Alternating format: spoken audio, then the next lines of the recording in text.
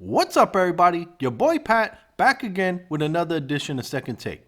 Today's topic of the day is, would the mid-90s Rockets have prevented the mid-90s Bulls from an 8-peat? This is a Heat Rocks production.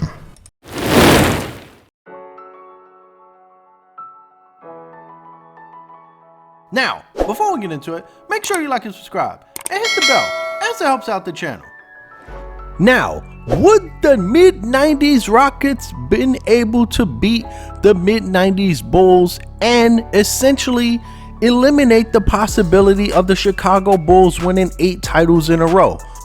In today's video, I'm gonna actually show you a lot of different stats that would show you that the Houston Rockets may not have been the team able to stop the Michael Jordan-led Chicago Bulls. I'm also going to share some insight with the likes of Hall of Famer Hakeem Olajuwon, as well as champion Kenny Smith and Vernon Maxwell. But first, let's start with Kenny Smith. But they were just too small. No Horace Grant. He was in Orlando. Dennis Rodman was still in San Antonio. That's why they lost to Orlando Magic.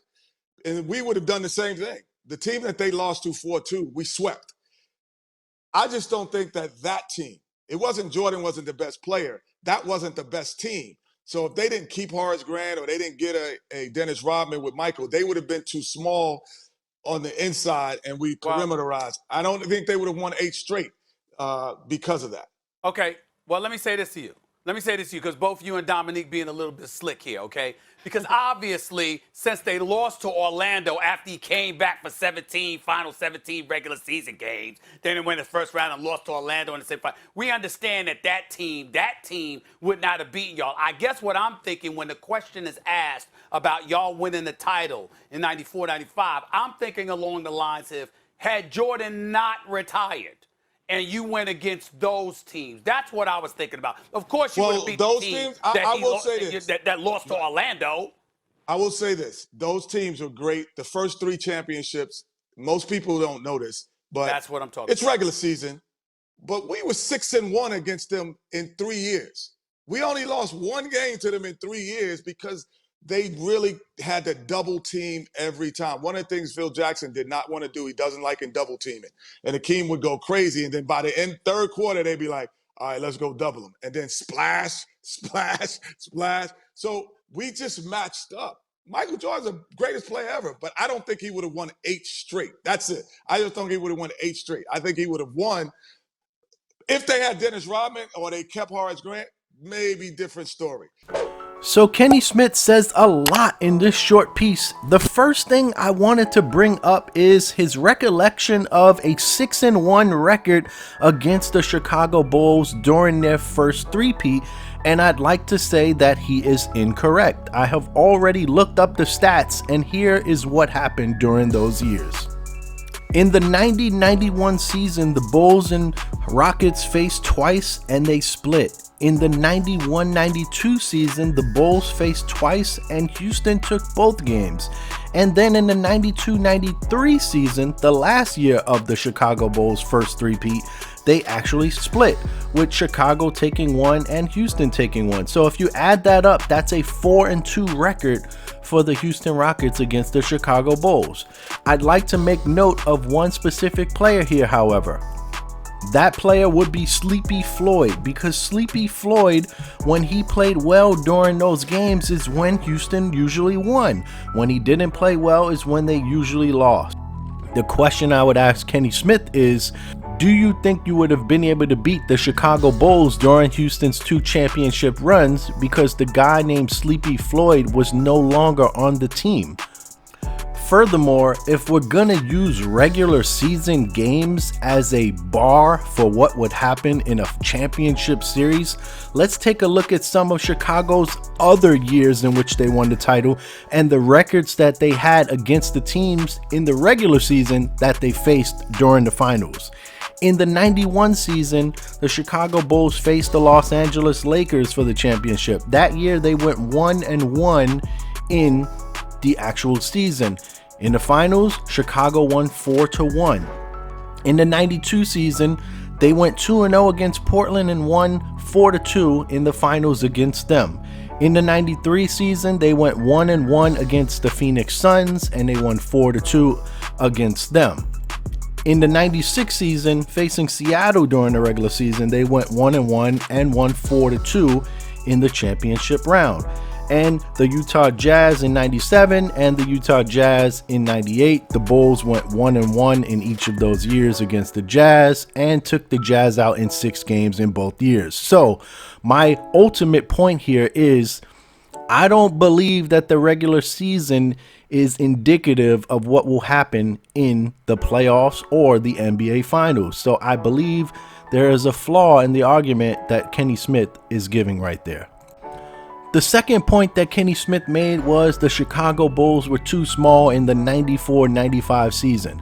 I don't think he is really getting the question correctly here, because he's thinking that team that actually played that year. And I think the question is if Michael Jordan's teams from the 91-93 season, which included Horace Grant, because most people believe if Jordan was still around, Horace Grant would not have left that team for the Orlando Magic. But if that guy would have stayed on the team, along with Michael Jordan having a full healthy season and not just 17 games in his comeback, that team is the question that people are asking. And I think Kenny Smith knows that, but he's kind of siding the question, trying to sidestep it here. And the last point I'd like to make is Kenny Smith said if the Chicago Bulls would have doubled down on Hakeem Olajuwon, that they would have reined in a lot of threes. Let's keep in mind, he also said that Phil Jackson wasn't a believer in doubling, so Hakeem Olajuwon probably would have had his way with the Chicago Bulls, as he had his way with basically every team during his career. He's Hakeem Olajuwon, for goodness sake. However, I don't think Kenny Smith is really getting the point here, because guess what? During the Rockets' 2 championship runs was the time when the NBA actually moved the three-point line in to be 22 feet all around. Let's keep in mind, Kenny Smith's Rockets, if you will, benefited from the NBA's new rules. So do you think the Chicago Bulls wouldn't have benefited from those new rules as well? Well, let's take a look at the stats. And let's also bring in the fact that Michael Jordan actually benefited from those rules as well. And let's take a look at Jordan's stats as well. But let's first start out with the Chicago Bulls 3-point stats versus the Houston Rockets 3-point stats. So we're going to take a look at 2 different years, the 93-94 season and the 94-95 season. So in the 93-94 season, the Chicago Bulls for the regular season shot 35.4%. In the playoffs, it actually dipped to 34.3%. The Rockets, on the same instance, shot 33.4% during the regular season and 36.3% in the playoffs. In the 94-95 season, the Chicago Bulls shot 37.3% in the regular season and 39.4% in the playoffs. The Rockets, by the same stretch, 36.8 in the regular season and 39.1 in the playoffs. So, as I said before, the Bulls would have benefited just as much as the Houston Rockets did from the 3-ball. However, keep in mind, the 94-95 season stats for the Chicago Bulls don't include a guy by the name of Michael Jordan. Now let's take a look at Michael Jordan and how he actually shot for those years in which the 3-point line was moved up. So in 94-95, Jordan played only 17 games. He shot 41.1% from 3. Keep in mind, Jordan is a 32% 3-point shooter for his career. In 95-96, he shot 42.7%. Jordan, 10, almost 11 points better than career-wise from the 3-point line that year. And in the last year, not really for this argument, but just for fun, the last year that the 3-point line was moved up, the 96-97 year, Jordan shot 37.4. So as you can see, Michael Jordan is about a 40% shooter from 3-point range during this era. So you think that the Rockets would have been raining threes? I think Michael Jordan would have probably been raining just as much threes, if not better. And let's take a look while we're at individual stats at the Houston Rockets individual stat leaders those years. So when you look at individual stats for the Rockets, Clyde Drexler, a 31% three-point shooter for his career, shot 36% during the championship years. Robert Horry, a 34% career three-point shooter, shot 38% during those championship years. Mario Elie, 36% career, shot 40% in those championship years. And Kenny Smith, a 40% career shooter, now shot 43% during those championship years. So you can see the Houston Rockets shooters primarily got better.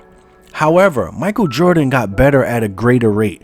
These guys were about 5% better shooters for their career versus that time period, whereas Michael Jordan was about 10 points better during that time period. So I think that may have favored the Chicago Bulls just slightly more.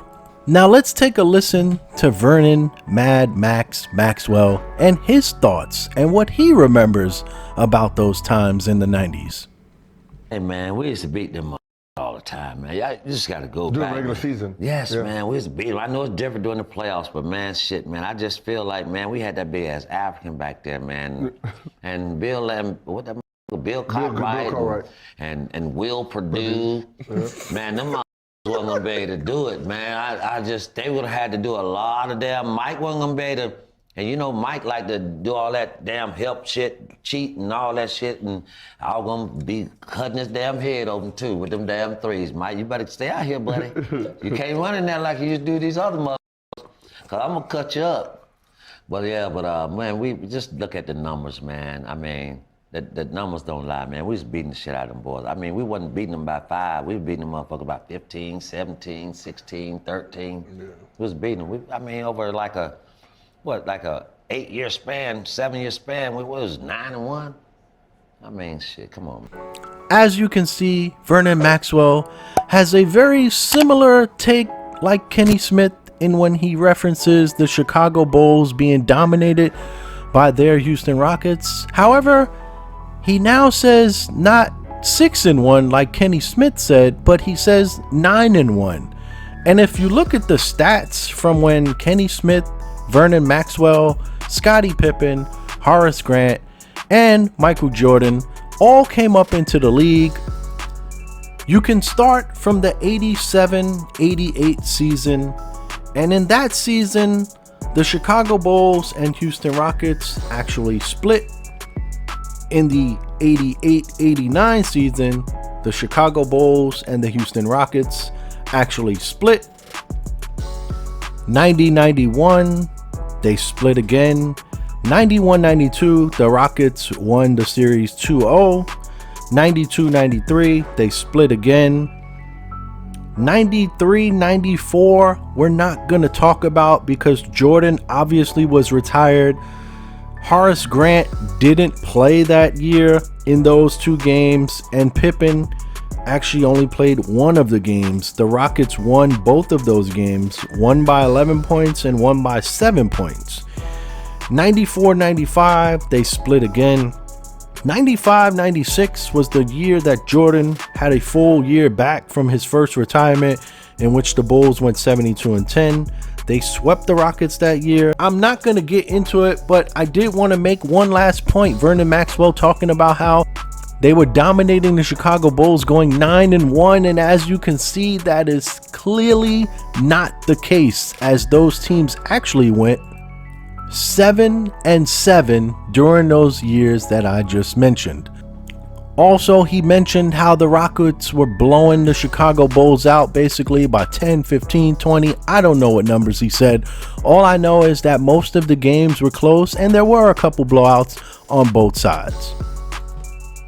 This brings us to Hakeem the Dream Olajuwon, the Hall of Famer, and here's some of his comments. Hakeem Olajuwon stated that the Chicago Bulls got dominated by Olajuwon's Rockets, and that just wasn't the case, as you just heard me talk about this. The other point that he brought up that I find hilarious is that Vernon Maxwell guarded Michael Jordan really well, and Mario Elie did the same. But here are some of the stats from those two guys, and you tell me if those guys were actually stopping Michael Jordan. The Chicago Bulls, in my opinion, had a very real chance to go 8 for 8 during the mid-90s if Michael Jordan had decided to stay and play basketball. Most people don't realize, but the Houston Rockets were not relevant in the conversation for the Western Conference Finals until Michael Jordan retired.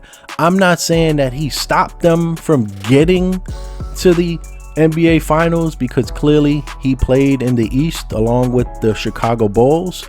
However, the Hakeem Olajuwon led Rockets didn't even have a great record in their first championship year. They were 47-35, a very mediocre third seed, not even eclipsing 50 wins, were on the brink of elimination 5 times during that Western Conference Finals run, and just had everything kind of sort of go their way, facing an inexperienced Magic team with the Shaquille O'Neal led Orlando Magic. And I feel they may have had a little bit of luck on their side, and they get a little bit too proud when speaking of the fact that they won 2 championships in a row. I'm not taking anything away from them. They were able to accomplish it. However, I think they should look a little bit different at history when speaking about the fact that you're talking about a 6-time Chicago Bull championship team in which they three-peated twice with a lot of different characters on those teams. Shout out to everybody rocking me on Instagram, YouTube, the Anchor app. You can also find me on Spotify, as well as Apple and Google Podcasts. And now I'm on TikTok. It's your boy Pat. Peace. Catch you in the next one.